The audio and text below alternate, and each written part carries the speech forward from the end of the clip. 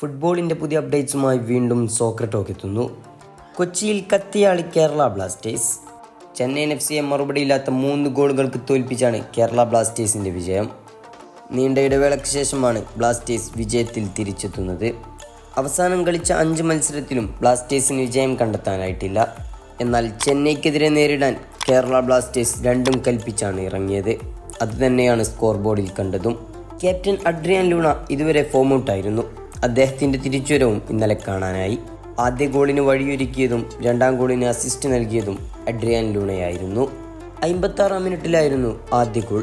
ജിസൂസ് ജിംനസ് ആയിരുന്നു ബ്ലാസ്റ്റേഴ്സിനായി ആദ്യ goal score ചെയ്തത്. 2ാം ഗോൾ നോആ സദോയിയും നേടി. എന്നാൽ റെഗുലർ ടൈമിൻ്റെ അവസാന മിനിറ്റിൽ മലയാളി സൂപ്പർ താരം KP രാഹുലും ഗോൾ സ്കോർ ചെയ്തു. നോആ സദോയിൽ നിന്നായിരുന്നു ആ പന്തെത്തിയത്. ഇതോടെ സ്വന്തം കാണികൾക്ക് മുന്നിൽ കേരള ബ്ലാസ്റ്റേഴ്സിന് വിജയം കുറിക്കാൻ കഴിഞ്ഞു. ബ്ലാസ്റ്റേഴ്സിൻ്റെ അടുത്ത മത്സരം FC ഗോവയുമായാണ്. വരുന്ന 28-ാം തീയതി രാത്രി 7:30 മത്സരം.